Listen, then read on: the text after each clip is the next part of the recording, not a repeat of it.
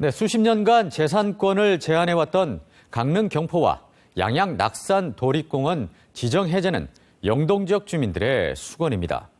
강원도가 현실에 맞지 않는 도립공원 해제를 끊임없이 요청해왔고 최근엔 환경부의 현지 조사가 진행되면서 공원 해제에 대한 낙관적인 분위기가 그 어느 때보다 높았습니다.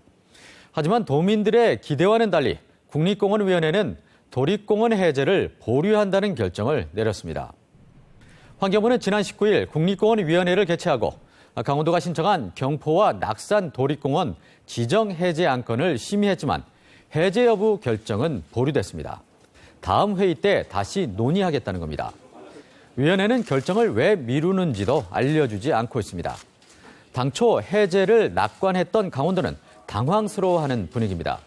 그도 그럴 것이 지난 5월 국회에서 도립공원 폐지 또는 축소 권한을 시도지사가 갖도록 하는 법안이 개정됐고 강원도의 공원 폐지 요청에 지난달 환경부의 현지 방문이 이뤄져 도립공원 해제 분위기가 고조됐습니다.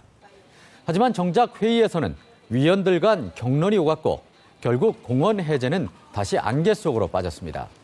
위원회에선 공원 해제로 환경 훼손이 된다는 환경단체 소속 전문가들의 반대가 거셌던 것으로 알려졌습니다.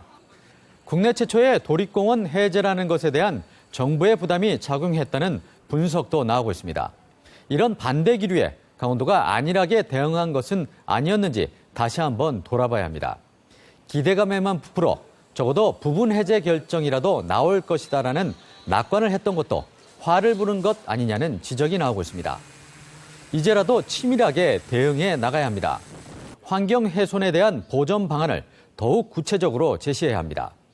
습지 등 보존 가치가 높은 곳은 공원 지정 때보다 더 철저하게 지켜나가겠다는 세부 방안들을 마련해 강조하는 것이 필요합니다.